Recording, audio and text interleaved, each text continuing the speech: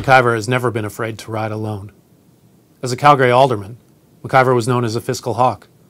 His entrenched positions often put him at odds with the rest of council and then Mayor Dave Bronconnier. Since then, McIver's political career has followed a winding road. A devastating defeat in the 2010 mayoral election led him to provincial politics, a seat in the PC cabinet, and victories such as a long-awaited deal on Calgary's Southwest Ring Road.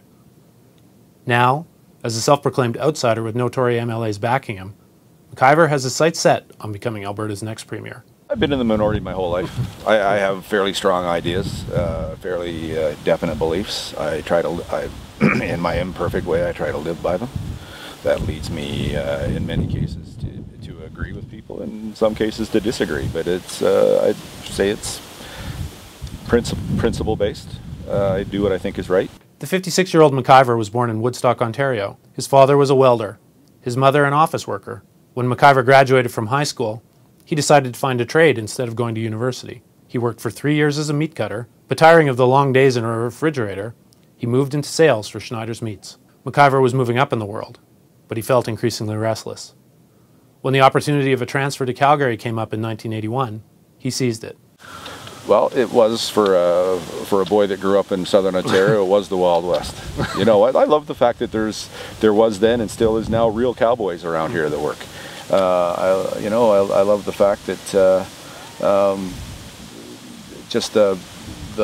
really the spirit, the entrepreneurial spirit. This place is about business, and it's about people, and it's about fun, and it's high energy. It's high energy whether you're working or playing. And I always, again, these are things that I appreciate today, but I really fell in love with that when 1981 when I moved here. In Calgary, McIver met and married his wife Christina and had 4 kids. He carved out a successful career in sales and running his own business. But McIver had an itch. He had been interested in politics since his teenage years back in Ontario. When an issue arose about the location of a local footbridge, he became a neighborhood spokesman. Soon, he was eyeing a seat on city council. And after 2 defeats, McIver was elected as Ward 12 alderman in 2001. As an alderman, McIver wasn't afraid of ruffling feathers. He earned the nickname Dr. No for his clashes with Bronconnier and opposition to projects he thought were wasteful. By 2010, McIver believed he was ready to be Calgary's mayor. With Bronconnier stepping down, the alderman was seen by many as the favorite in the race. Then came a political comet known as Naheed Nenshi, who shocked Calgary and the country by winning the city's top job. I think the 2 most surprised people that night were he and I, respectfully. And you know what? Calgarians love him. I actually believe in democracy. The person that gets the most votes should win. So I'm good with it. Yeah, as I said at the time, it hurt like crazy. But again, my life is good. McIver laid low for a few weeks, but didn't lose his political ambition. Turning to provincial politics, he considered the Wild Rose Party, but opted to run for the Progressive Conservatives, his longtime political home.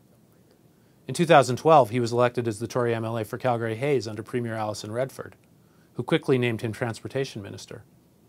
His biggest triumph was the negotiation of a land deal with the Tsuut'ina Nation to complete Calgary's Southwest Ring Road, something which had eluded the city and provincial government for 4 decades. But critics wondered where Dr. No had gone.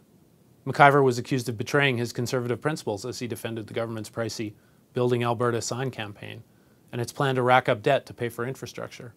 In a cabinet shuffle last December, McIver became infrastructure minister. He became aware of secret plans for a residential suite to be built for Redford and her daughter on top of a government building in Edmonton. McIver says he killed it. In the face of a caucus revolt, Redford resigned in March, setting off the Tory leadership race. Well, you said it, and I didn't argue. I'm ambitious. It's something that I contemplated. I thought it might be a couple or even 6 years more before that opportunity came up. It came up now. I frankly was surprised that more of my current colleagues didn't take a run at it. There's a couple that I think probably should have, but they chose not to. And somebody's got to step up and lead. And I would say every job I've ever had in my life, I wasn't the best person for the job, I was the best person available. And I would say that for most jobs, most people that get hired in most jobs, you got to be the best person available. And in this particular contest, I'm the best person available.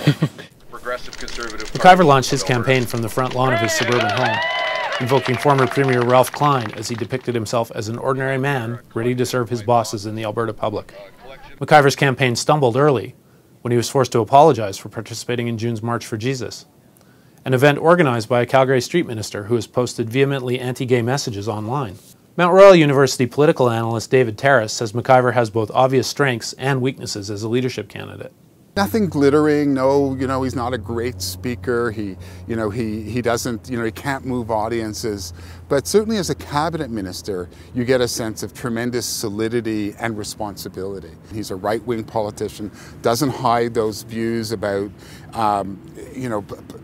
being the fiscal conservative. In Calgary, he was known as Dr. No, fighting for every penny.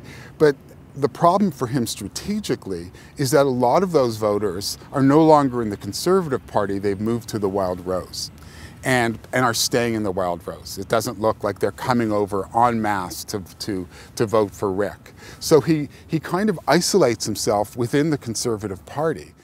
McIver says whatever happens in the PC leadership race, he'll keep on rolling, pursuing his own path on a long political highway.